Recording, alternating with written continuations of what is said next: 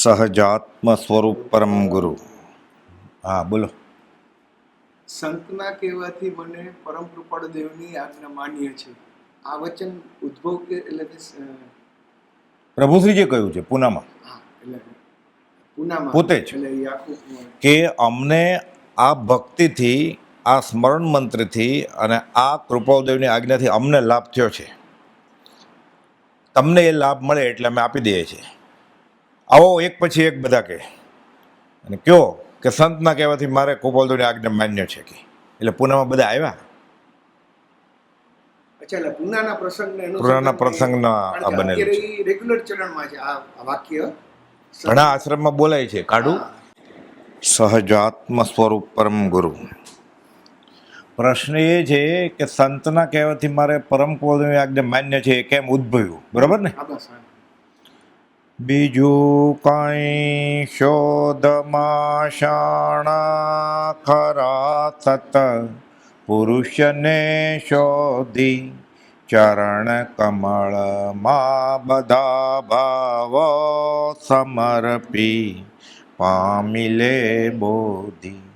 પછી જો મોક્ષ ના પામે અમારે આપવો એવું ઉતાર્યો માન જેવી મો કયું છે જ્ઞાનીએ કેવું. અમે વીમો ઉતારીએ જ કે તમારો.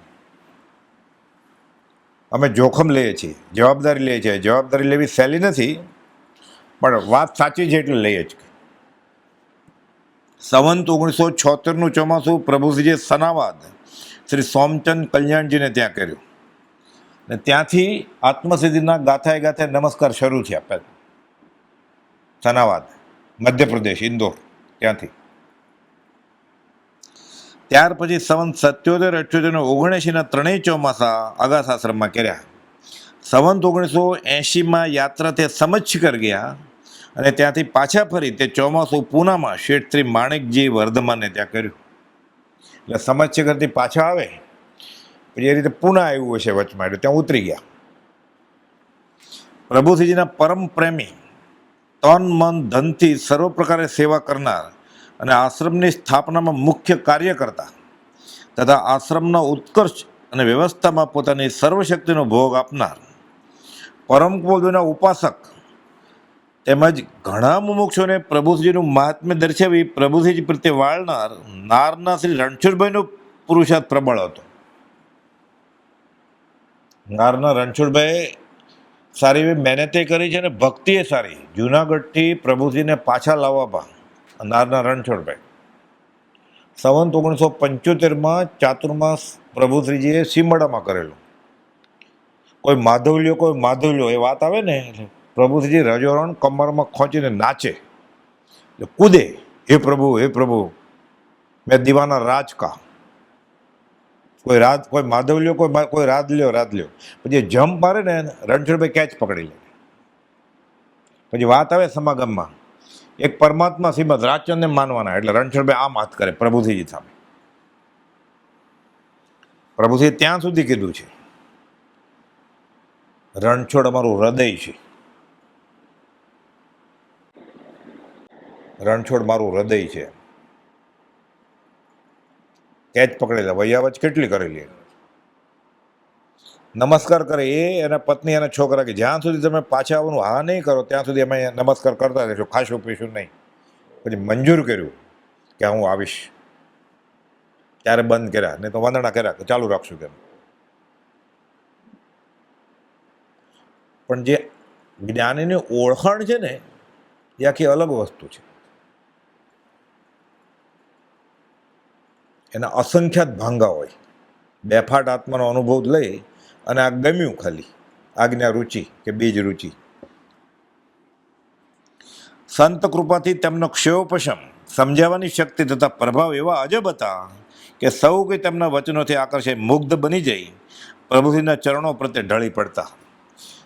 શ્રીમદ રાજચંદ્ર જ્ઞાન મંદિર ઘાટકોપર છે ને એ પ્રભુશ્રી સનાવદ હતા. પ્રભુશ્રી આજ્ઞા આપી રણછોડભાઈને કે મુંબઈમાં ઘાટકોપરમાં જા અને ત્યાં સત્સંગ ભક્તિ કરાવો. પટેલ લક્ષ્મીચંદજી મુનિના દીકરા કુપોલધુને જે મળેલા ને લક્ષ્મીજી મુનિ એના દીકરા થયા નારના. લાલ ફેટો પહેરીને ગયા. બધા ઘાટકોપરમાં એમ કે મુંબઈમાં એક લાલ ફેટાવાળો આવ્યો છે ચરોતરનો પટેલ, બધાને મંત્રી નાખે છે કુપોલધુની ભક્તિમાં. એટલે મંદિરના બી રોપાણા ઘાટકોપર મંદિરના રણછોડભાઈને લીધે. બીજા બધા હતા દુર્લભજી ખેતાણી બધા સાંભળવાવાળા. નાનાભાઈ મનસુખભાઈ આવે કુપોલધુના ભાઈ મુંબઈથી ત્યાં ઘાટકોપર સાંભળવા માટે. બિલ્લી બંગલા ભૂત બંગલામાં સત્સંગ થતો, ત્યાં કોઈ જાતું જ નહીં કે આપણને કાંઈ ન થાય હાલો એમ. પછી જગ્યા ગોતી, દિવસે દિવસે વધવા માંડ્યા મોટા પૂનમમાં ને એમાં કે એક જગ્યા લેવી પડશે. પછી ભાટિયાવાડી ભારે લીધી માટુંગામાં કચ્છી વિસાવસવાળની. પછી ધીરે ઘાટકોપરમાં લીધું અને પછી આ જગ્યા નક્કી થઈ. એનું બી નારના રણછોડભાઈ.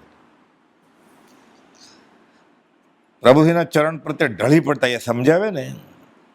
પરંતુ આનું પરિણામ એમ આવ્યું કે પરમાત્માના અજાણ એવા બાળાબોળા જેવો પોતપોતાના કુળ સંપ્રદાયને છોડીને આ માર્ગ સાચો લાગતા તેને વળગ્યા તો ખરા કે વાત બરોબર છે, પરંતુ જ્ઞાનીની ઓળખાણ બાબત અજ્ઞાત હોવાથી પોતાના સંપ્રદાયના રહ્યા છે કંઈ પણ સંસ્કાર વશાત અથવા દેખાદેખીથી સૌ રણછોડભાઈને પણ પ્રભુજી જેવા જ ઉપકારી માનવા લાગ્યા.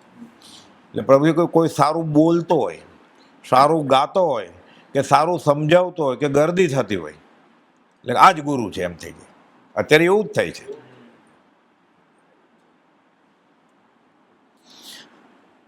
અને જ્ઞાની માની તેમનો પણ જ્ઞાની જેવો જ વિનય કરવા લાગ્યા. એમાં વચ્ચે ઓછે છે સાચું પણ હોય ને ખોટું પણ હોય. એમાં ઘણાને ઈર્ષ્યા આવે એટલે ઓર નવો પણ શરૂ થાય કે એ જ્ઞાની છે તો હું જ્ઞાની છું એટલે જ્ઞાની વધવા માંડે, પછી શિષ્યો ઘટવા માંડે ને.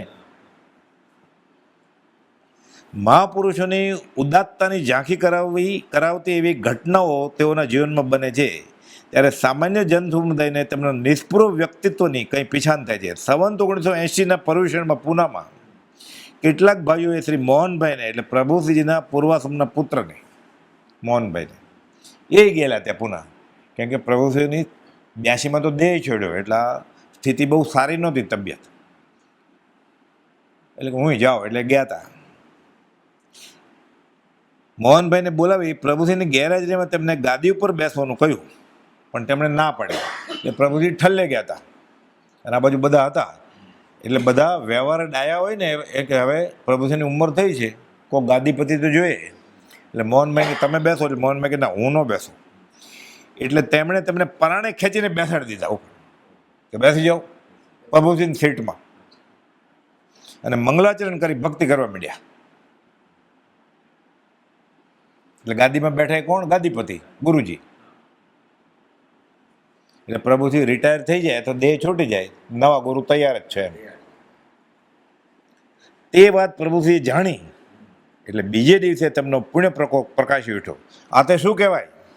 શું સ્વામિનારાયણની ગોળે સંસારીને ગાદી ઉપર બેસાડી તેને સંન્યાસી નમે એવો માર્ગ ચલાવવો છે? માર્ગ આવો હશે? એ સ્વામિનારાયણ સહજાનંદ પોતે પરણ્યા નહોતા, બ્રહ્મચારી હતા. તો મંત્ર કોણ આપે? એમાં પાછું એવું છે કે સ્વામિનારાયણના સાધુ હોય તો સ્ત્રીઓ સામે બેસી ન શકે, એનો રૂમ કે હોલ અલગ હોય. પછી આગળ જતા થોડો વચમાં પડદો હોય ને એવું બધું. અહીંયા હજી છે ને આમને સામને છે, બહેનોનો હોલ રોડની આ બાજુ અને ભાઈઓનો મૂળ મંદિર, એમ વચમાં રોડ છે આખો. પણ તો કોઈ પુરુષને મંત્ર લેવો તો કોણ લેશે હવે સ્વામિનારાયણની ગેરહાજરીમાં? કે મારો ભત્રીજો લેશે. અને બેનને કોકને મંત્ર લેવો છે તો મારી ભત્રીજા બહુ લેશે. એટલે કુળ સંપ્રદાયમાં આવ્યું ને. તો આ પ્રભુસિંહના દીકરા છે મોહનભાઈ, કે સ્વામિનારાયણની ઘોડે કરવું છે. પછી સ્વામિનારાયણ સંપ્રદાયમાં કોઈ પણ દીક્ષા લે એ મંત્ર કોની પાસેથી લે? આ ભત્રીજા પાસેથી ને. એ તો ઘરબારી છે. એટલે સંન્યાસી સંસારી નમે એવું થયું ને. એટલે પ્રભુજી કહે છે આ એવું કરવું છે કે સંન્યાસી નમે સંસારીને ગાદી ઉપર બેસાડીને આવો માર્ગ ચલાવવો છે. માર્ગ આવો હશે. અનંત સંસાર રજવાનું કારણ આવું ક્યાંથી સૂજ્યું? સમજવા માટે મોગન બાપા સમજાય. તો તમે શું કર્યું? પ્રભુ કે તમે ગૃહસ્થ જ નમે ને. પછી કહેતા એ તો ભગવાન હતા. આવો દાખલો ક્યારેક જ બને કાળ ચક્ર. તો પ્રભુજી એ જ કર્યું ને, પોતે સંન્યાસી હતા, સંસારી નમ્યા, પણ આ સંસારી નહોતા, અસંસારી હતા. એટલે આવા દાખલા ફરીવાર ન બને. બે રાજચંદ્ર ન હોય, આ યુગ પુરુષ છે. ઘણા ઘણા જ્ઞાની પુરુષો થઈ ગયા, બ્રહ્મચારી કહે છે, ભગવાન મહાવીર પછી બધા સંપ્રદાયમાં, જૈનેતરમાં થઈ ગયા. પણ પરમ કુબોધ જેવું જ્ઞાન અને વિતરાગતા એની સરખામણીમાં આવે, એના પેંગડામાં પગ નાખે એવો કોઈ થયો નથી હજુ સુધી. તો મોટા મોટા દિગંબર આચાર્ય થઈ ગયા, તો ઉત્કૃષ્ટ ત્યાગ, ઉત્કૃષ્ટ જ્ઞાન, બરોબર. પણ હજી શરીર છે ને, આ કે અમે દેહધારી છીએ કે કેમ તે સંભારી ત્યારે માંડ જાણીએ છીએ. એક દોરો નથી અડ્યો દિગંબર મુનિને. આત્મજ્ઞાન ન હોય તો શરીર અડ્યું જ ને, ભલે નગ્ન હોય, અને શરીર નથી અડ્યું. એ સરખામણી કોની સાથે કરવી? કુબોધે પોતે જ કહ્યું છે, જે પુરુષનું દુર્લભપણું ચોથા કાળને વિશે હોય. તો ચોથા કાળમાં ભગવાન મહાવીરની સામે, અત્યારે મહાવિદ્યમાં ચોથો કાળ છે ને, તો સિમંદર સ્વામીની સભામાં કોઈ નહીં હોય સિમંદરાજ જેવા. ત્યાં તો એમ કે 2 કરોડ કેવળી હોય, એ બધા સંન્યાસી છે, ત્યાગી છે, બહારથી ગૃહવાસમાં હોય, અને અંતરંગમાં કેવળી જેવી દશા હોય, એ ચોથા આરામાં ન મળે. કે ખુલાસા છે બધા. એટલે જે પુરુષનું દુર્લભપણું ચોથા કાળને વિશે સમજે, એવા 5મા આરામાં આવ્યા છે એમ કે બાહ્ય તે ગૃહવાસમાં, પણ અંતરંગે મુનિ નહીં, અંતરંગે મુનિ વરો, મુનિઓના મુનિ, યોગીના યોગી. અનંત સંસાર રજવાનું કારણ આવું ક્યાંથી પૂછ્યું? તમારામાંથી કોઈ ના બોલ્યું? કે બધા ઘણા બધા તો અભ્યાસી છે, કોઈ બોલ્યા કેમ નહીં કે આમ ન બેસાડે? એમ હોય ને કે પ્રભુશ્રીનો છોકરો છે પૂર્વાશ્રમનો, તો આપણે માન આપવાનું, જ્ઞાનીને માન આપવાનું, જ્ઞાનીના સંબંધીને જ્યાં જ્યાં જે યોગ્ય છે એટલું જ, વ્યવહાર વિનય કરવાનો, ચાલે. પછી સગાવાલાની બધાને પૂજ્યશ્રીથી શું થાય? પૂજ્યશ્રી આમ ને પૂજ્યશ્રી આમ. વિવેક કર્યો કહેવાય. વિવેક ને વિવેક ગેલચા છે. આ પ્રભુશ્રી એ પૂજ્યશ્રી, એને ન ઓળખ્યા હોય ને એ પૂજ્યશ્રી બધા. એટલે માન આપવું હોય ને એટલે ઘણા વાંચન કરો ને આગળ પૂજ્યશ્રી લખે.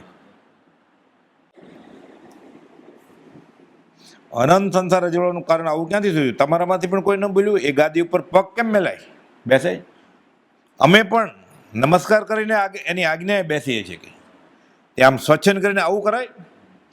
એને પરાણે દાબીને બેસાડ્યો, એમાં એનો શું વાંક? બિચારાને એને પકડીને બેસાડી દીધો. પણ કોઈને ના સૂજ્યું કે આમ તે થાય. બીજા દિવસે તવનમાં જ્યારે ધન્ય તે નગરી ધન્ય વેળા ઘડી માત પિતા કુળ વંશ જીનેશ્વર આવ્યું, ત્યારે ફરીથી પ્રસંગના રૂપે બોલ્યા. પછી એમાં શું મર્મ રહ્યો છે? લૌકિક વાતમાં એ કડી સમજવાની છે કે અલૌકિક રીતે? કુળ વંશ અને એ સગાઈ બધી તો આ શરીરની છે, એ ગણવાનું છે. એમ તો આખો સંસાર કરી જ રહ્યો છે.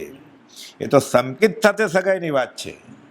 સંકિત સાથે સગાઈ કીધી, સપરિવાર શું ગાડી, મિથ્યામતી અપરાધન જાણી ઘરની બહાર કાઢી, તવનમાં આવે છે. એ સગાઈની વાત છે. અને સંકિતથી પ્રગટેલા ગુણ તે વંશ. જુઓ, પેઢી ખોલી કાઢી કે પ્રભુ એ તો એનું યોગબળ છે. એ જગાનો દેવ જાગશે ત્યારે થશે. દેવ જાગ્યો પછી બ્રહ્મચારી છે, એના જ્ઞાનમાં હતું જ. આગળથી કહી દીધું, અમારી સેવામાં શ્રી કૃષ્ણ જેવો બાળ બ્રહ્મચારી આવશે અને 11 વર્ષ રહેશે. કહી દીધું.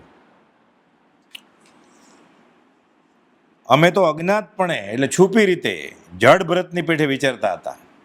એમાં આણે એટલે રણછોડભાઈ પેણું ફોડ્યું, પ્રસિદ્ધિમાં આણ્યા એટલે પેણું ફોડ્યું કે જ્ઞાની છે. નહીં તો અમે તો જુનાગઢમાં જઈ ઝાડના ફળ ખાઈ, ઝરણાના પાણી પીને દેહ પાડી દેતા.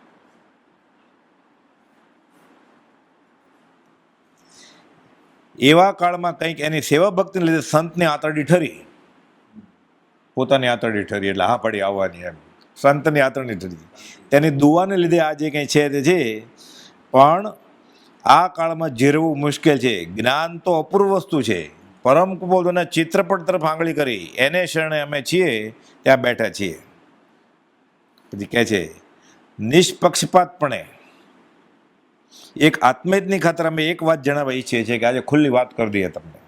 તેમાં નથી અમારો સ્વાર્થ કે નથી કોઈનો અવળો રસ્તો બતાવવો અમારે, નથી કોઈને અવળો રસ્તો બતાવો કે નથી પૂજા સત્કાર સ્વીકારવાની વાત. બધા સંઘની સાક્ષીએ વાત કરીએ છીએ.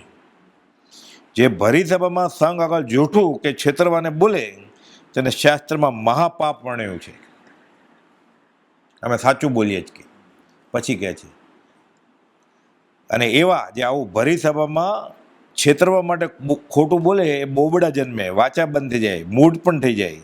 અમે જે કહીએ છીએ તેના ઉપર જેને વિશ્વાસ હોય તે જ ઊભા થાય, બીજા ભલે પોતાની જગ્યાએ બેઠા રહે.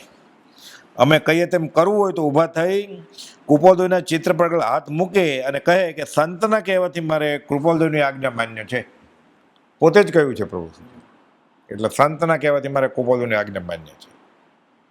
પછી બોલે અને પછી એ પ્રમાણે કરે નહીં તો કૃપાલદેવની આજ્ઞા શું છે? દેવદેવની તુષ્માતાને શું કરશો? એટલે કોઈ પણ દેવદેવીને માનતો હોય, દોરો ધાગો માદળું રાખતો હોય, એટલે આજ્ઞામાં નથી ને. કૃપાલદેવની આજ્ઞામાં નથી, વિતરાગ ભગવાનની આજ્ઞામાં નથી, અને પ્રભુજીની આજ્ઞામાં નથી. એટલે બધા બોલે આ ગોખાઈ ગયું એટલે એમ ન ચાલે કાંઈ.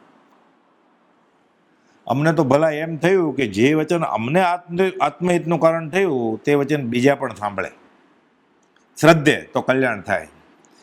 તેથી તેની આજ્ઞા સજાત્મ સ્વરૂપ પરમગુરુ જે અમારી પાસે આવ્યા તેમને કૃપાળની દ્રષ્ટિએ કઈ સંભળાવી. અહીંયા પાછું ઘણી ગડબડ છે. નિત્યક્રમ એટલે લોકોને એમ થાય કે સજાત્મ પરમગુરુ નિર્ગન સર્વજ્ઞ દેવ અને આત્મભાવના ભાવતા જીવ લે કેવું, આ ત્રણ માળા નહીં. એ ત્રણ માળા આશ્રમના નિત્યક્રમમાં આજ્ઞા જે છે ઘરે કરે કે પોતાના ઘરે કરે કે બીજે ક્યાંય કરે, એમાં ત્રણ માળા સજાત્મ સ્વરૂપ પરમ ગુરુની કે 5 જેટલી કરવી પડે, ઓછામાં ઓછી 3. પણ પછી આખો નિત્યક્રમ કરવો છે જે અગાસમાં ચાલે છે એ લખ્યો છે, એમાં 3 માળા. એ વાંધો નથી કરે તો, પણ મુખ્ય આજ્ઞા ભક્તિ જે છે, મુખ્ય નિત્યક્રમની આજ્ઞા ભક્તિ નહીં, નિમિત્ત રીતે કોઈ પણ ક્યાંય પણ હોય આજ્ઞા ભક્તિ, એમાં 20 દુહા, યમ નિયમ, ક્ષમાપનનો પાઠ અને 3 માળા સજાત્મ સ્વરૂપ પરમ ગુરુને, સાથે 7 વ્યસનનો ત્યાગ, 7 અભક્ષનો ત્યાગ. 22 અભક્ષનો ન થાય તો શરૂઆતમાં 7 તો કરવા જ પડે.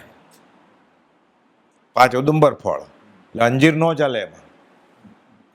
અંજીર આઈસ્ક્રીમ, અંજીર ફાલુદા બહુ ભાવે, સૂકો મેવો રાખે સાલ મુબારકના દિવસે, ઘસીને ના પાડવી પડે. એમાં તો ત્રસ જીવે હોય, એકેન્દ્રિય નહીં, ત્રસ જીવે હોય.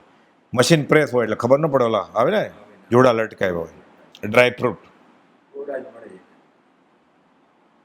અને પછી શું થાય, જીવડા મેળવે એટલે ખટમીઠા લાગે, એટલે પછી આનંદ આવે ચગાડવામાં. એટલે આ 7 અભક્ષ, એમાં ઉદંબર ફળ સાથે અંજીરે પછી ગણાવે છે, અને રાત્રિ ભોજનનો ત્યાગ એ કહ્યું છે. પ્રભુજી કહેતા આ નિયમ કડકાઈથી પાળશે ને તો આમ આજ્ઞા ભક્તિ તરત જ ફળશે.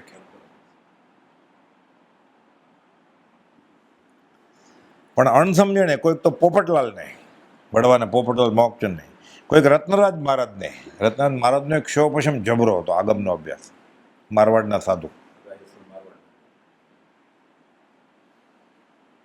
એટલો બધો અભ્યાસ હતો એટલે પ્રભુજી પાસેથી મોપતિ લઈ લીધી, બધા મહારાજ આગળથી પાત્ર લઈ લીધા, રજોરણ લીધું, અને બધા કમંડળ. એટલે પ્રભુજીનો કોઈ પણ ફોટો જોજો, કમંડળ અને મોરપીછી હશે. જૈન શ્વેતાંબર સાધુને કમંડળ હોય ક્યારે, અને મોરપીછી હોય. મોરપીછી તો સંન્યાસીને હોય. હું આપું છું, અને કોઈ બી પૂછવા આવશે હું જવાબ આપીશ. એટલે પ્રભુજી જ કહેતા બહુ કડક છે કે રત્નરાજ મહારાજ, પણ કદ આગળ નહીં, એને માગ્યું આપ્યું કે તો આપી, એને આપી દીધું. માથાકૂટ નથી કરવી. અને ક્ષયપશમ જબરો 100 જેટલા સ્તવન લખ્યા છે કૃપાલદેવ ઉપર. આપણે રોજ ગાય જ ને, ઓ સત્પુરુષના વચનામૃત મુદ્રા સત્સમાગમ. 875 પત્રના ગદ્યનું પદ્ય એણે કર્યું છે.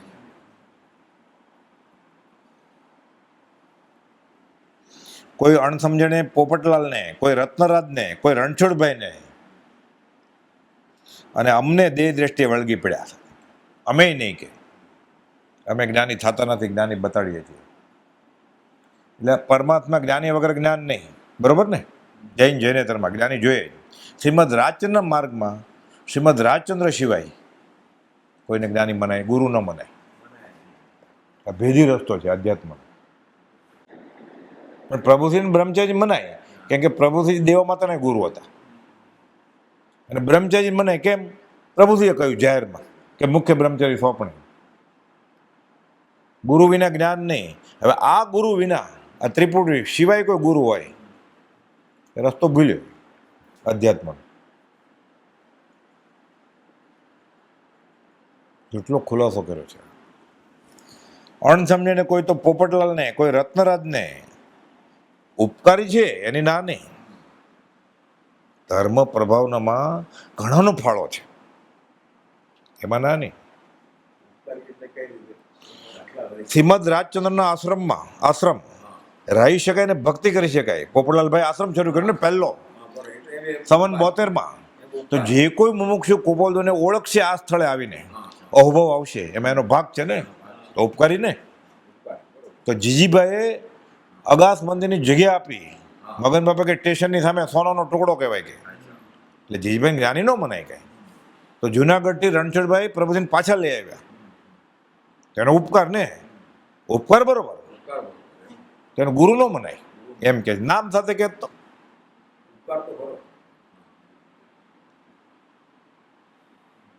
ઉપકાર તો આપણે ટાઈપિંગ શીખવાડે, ડ્રાઇવિંગ શીખવાડે, ભણાવે, પૈસા ગણતા શીખવાડે, બધા ઉપકારી તો છે જ. અહીંયા અધ્યાત્મમાં ઉપકારી છે, ના નહીં એની. એનો ફોટો રાખે તો વાંધો નથી, ગુરુ તરીકે ન રખાય પૂજાય. ઉપકારી કો નહીં વિસરીએ એ ધર્મ અધિકાર, પ્રભુ બિન કોણ ઉતારે પાર.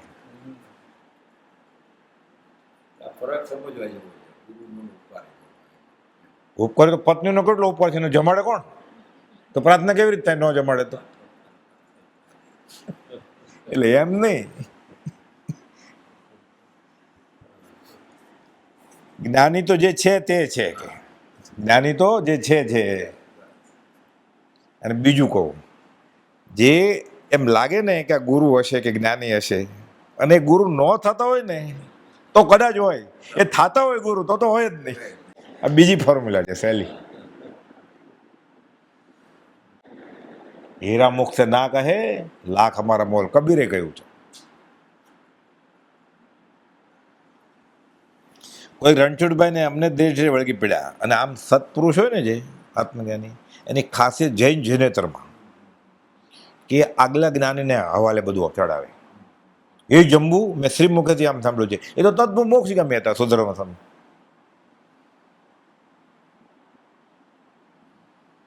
એ તો તદ્ભુત મોક્ષ ગમે હતા.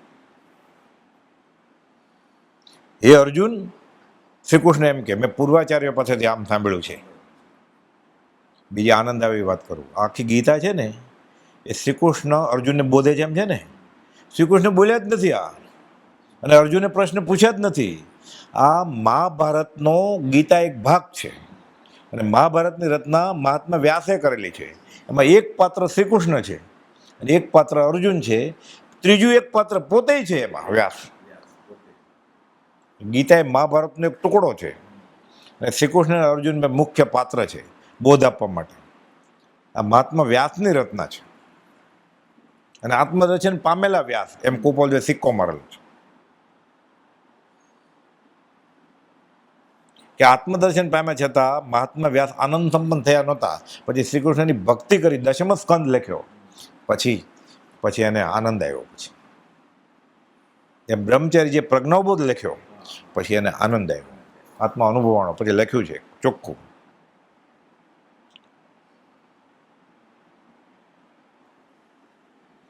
કોઈ અણસમજણે પોપટલાલને, કોઈ રત્નરાજને, કોઈ રણછોડભાઈને અને અમને દેહ દ્રષ્ટિએ વળગી પડે છે. ઝેર પીવો છો, ઝેર મરી જશો, આવું કોઈ કે કોઈ પગે લાગતો હોય તો.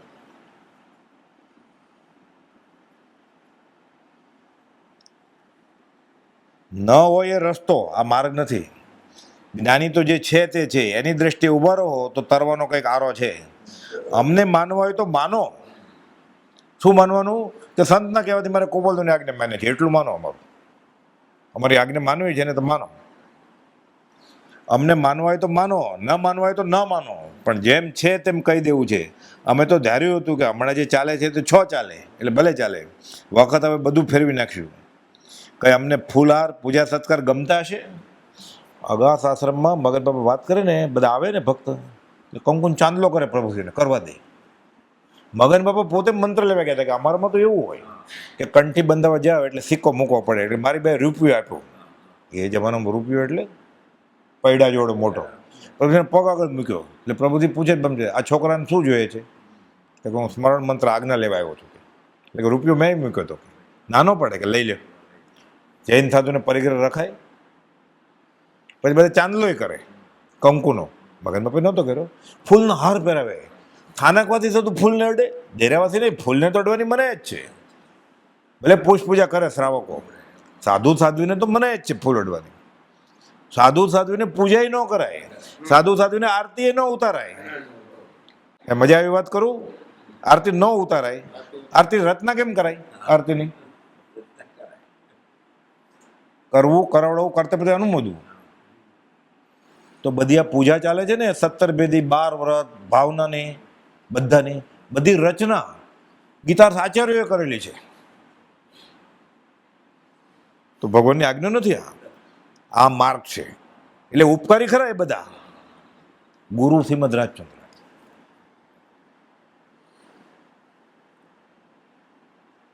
ભેદી છે. આ કોકને એમ થાય ને આશાતના કરે છે. આ વિતરકનો માર્ગ છે.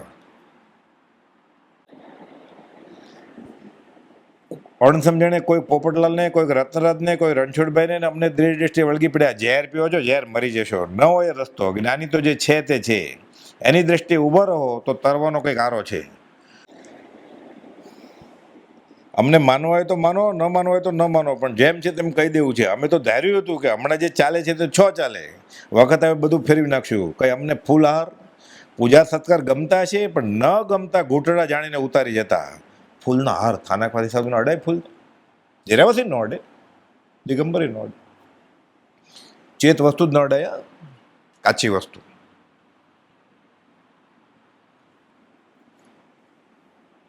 હવે તો છુપા વગર ખુલ્લું કહી દઈએ છીએ કે પૂજા ભક્તિ કરવા લાયક એક કૃપાળુદેવ છે. હા, ભલે ઉપકારનો ઉપકાર ન ભૂલવો. કોઈ મેળાપી મિત્રની પેઢી છબી હોય તો વાંધો નથી. ચિત્રપટે ભલે રાખે,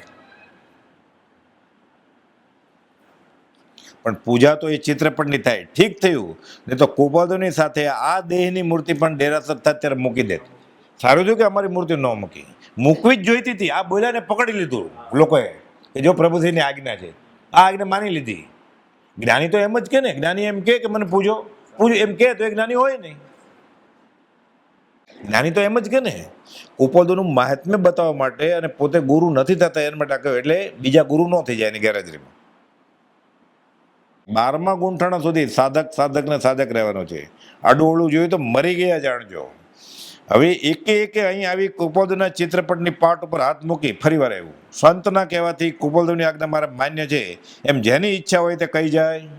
પછી બધા વારા ફરતી ઉઠી ચિત્રપટ આગળ પ્રભુશ્રીના કયા પ્રમાણે કહીને પ્રભુશ્રીને નમસ્કાર કરીને પાછા બેઠા. કેટલાક નવીન જીવો પણ ત્યાં હતા. તેમને જોઈને પ્રસન્ન બધાને પ્રભુશ્રી બોલ્યા, આ ભદ્રિક નવા જીવો, બધું પૂનામાં જ બધા ભદ્રિક જીવો ઘણા નવા ભેગા એ લાભ પામી ગયા. આજ્ઞા લઈ લીધી. આજ્ઞા ક્યાં મળે? અનંતકાળના પરિભ્રમણમાં આ જીવને સત્પુરુષની આજ્ઞા નથી મળી. સત્પુરુષ તો હતા, એના આજ્ઞા લીધી નહીં, લઈ લીધી. કે કોણ જાણતું હતું ક્યાંથી આવી ચડ્યા નવા લોકો? ટકી રહે તો કામ કાઢી નાખશે. અમે આ કહ્યું છે તે માર્ગ ખોટો હોય તો તેના અમે જામીનદાર છીએ. પણ જે કોઈ સ્વચ્છંદે વર્તે અને આમ નહીં ને આમ કરી દ્રષ્ટિફેર કરશે તો તેના જવાબદાર અમે નથી. જવાબદારી લેવી સહેલી નથી, પણ એ માર્ગમાં ભૂલ નથી. જે કોઈ કૃપાળુદેવને માનશે તેની કંઈ નહીં તો દેવગતિ તો છે જ. એકવાર તો દેવગતિમાં જશે જ. એટલું ખુલ્લું કહ્યું છે. એ માર્ગ તો કૃપાળુદેવે જ કહેલો ને, પ્રભુશ્રીને આપેલો. તો પ્રભુશ્રી કે એમ જ માર્ગ હોય ને શ્રીમદ રાજચંદ્રનો.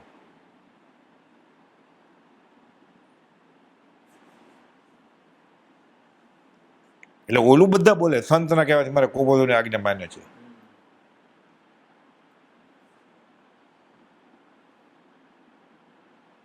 ચાલે.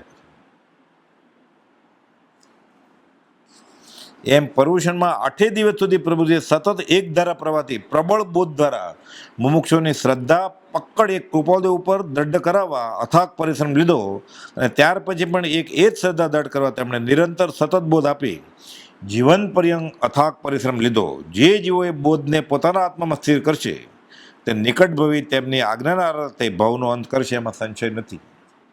પરંતુ પોતાની મતિએ તેથી અન્યથા કરશે તો અનાદિના પરમાત્માના વિરાધક તો ચાલ્યા જ આવે છે.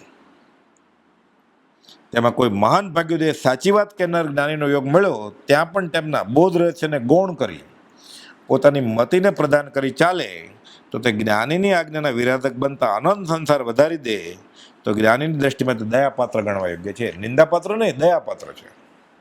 એ જીવ તને જેમ ગમે એમ કર, પણ છૂટવાનો રસ્તો આ નથી. આ સંતના કહેવાથી મારે ગોપાલજીની આજ્ઞા માન્ય છે. 80નો પૂનાનો બોધ. સહજાત્મ સ્વરૂપ પરમ ગુરુ.